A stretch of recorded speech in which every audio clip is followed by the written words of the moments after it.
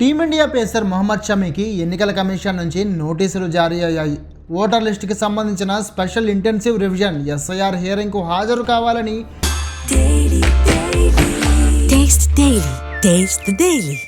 షమీతో పాటు ఆయన సోదరుడు మహమ్మద్ కైఫ్కు నోటీసులు ఇచ్చింది ఈసీ. సోమవారం దక్షిణ కోల్కతాలోని జాదవ్పూర్ ప్రాంతం కాడ్చూ నగర్ స్కూల్ నుంచి షమీకి అధికారికంగా ఈ నోటీసులు వచ్చాయి. మహమ్మద్ షమీ స్వస్థలం ఉత్తరప్రదేశ్ అయినప్పటికీ క్రికెట్ కెరీర్ కారణంగా చాలా ఏళ్లుగా కోల్కతాలో నివసిస్తున్నాడు. ప్రస్తుతం Kolkata municipal corporation ward number 93లో ఓటర్గా ఉన్నాడు. ఈ వార్డు రాష్ బిహారీ అసెంబ్లీ నియోజకవర్గ పరిధిలోకి వస్తుంది. ఎన్నికల కమిషన్ ఓటర్ల జాబితా ప్రత్యేక సవరణ సమయంలో షమీ ఓటర్ ఐడి పత్రాలతో మ్యాపింగ్ సమస్య ఎదురైంది.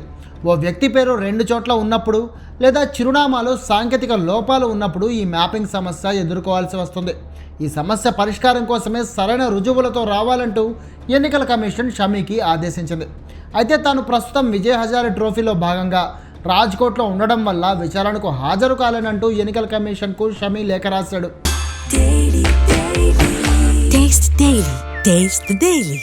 దీంతో షమీకి సంబంధించిన ఎస్ఐఆర్ హియరింగ్ని జనవరి 9 నుంచి 11 మధ్య నిర్వహించాలని ఈసీ నిర్ణయించినట్లు సమాచారం.